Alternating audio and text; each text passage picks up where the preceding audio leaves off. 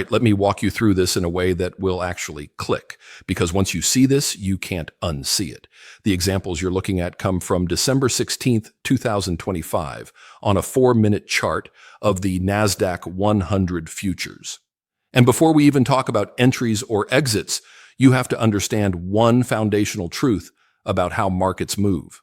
Markets cycle first, then they trend. And when trends end, they cycle again. That's not a theory, that's market structure. Cycles always precede trends, and cycles always follow trends. If you don't understand that, everything else feels random. Once you do understand it, the market starts to feel organized.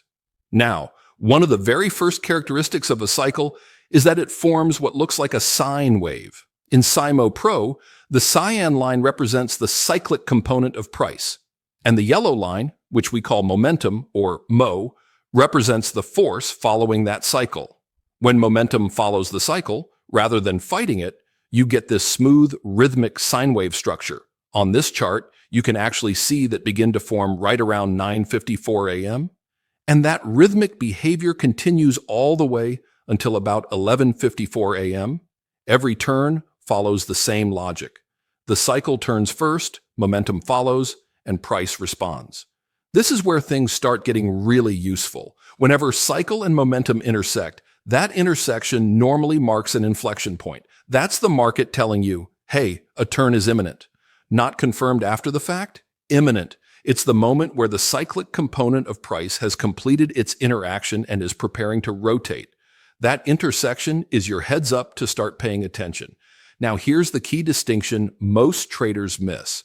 When the cycle line crosses momentum and then goes on to cross above or below the zero line, that's not just a pause. That's telling you the entire swing is complete.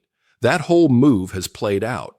The energy that created it has been fully expressed. That's the difference between guessing and understanding structure. Let's talk about cycle quality for a moment. Some of the cleanest cycles you'll ever see happen when momentum is oscillating between roughly positive 90 and negative 80. When momentum stays inside that range, cycles tend to be orderly, predictable, and far easier to trade. But sometimes momentum doesn't behave nicely. Sometimes it pushes beyond those thresholds. When that happens, what you're seeing is something I call a rip current. A rip current occurs when momentum crosses with cycle, but instead of rotating cleanly, momentum temporarily sinks below negative 80 or rises above positive 90. When that happens, momentum continues dragging price in the same direction for a few more bars. That doesn't mean the cycle is wrong, it just means momentum still has excess force.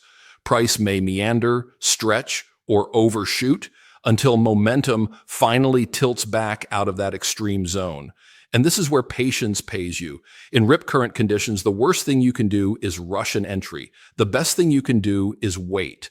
Once momentum tilts back out of that extreme zone, it resumes pulling price in alignment with the cycle. And that's where the higher quality trade shows up. Same structure, better timing. So here's the rule you want burned into your brain. When cycle and momentum intersect, that normally marks the end of the cyclic rotation in that direction. The only exception is when momentum is still trapped beyond its threshold. In that case, price may drift a bit longer, but once momentum relaxes, the structure reasserts itself.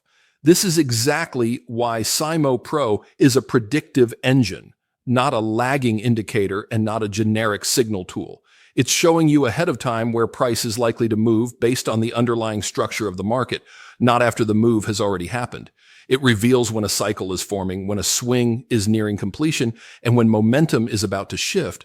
And once you understand that, entries and exits stop feeling forced because you're no longer fighting the structure, you're flowing with it.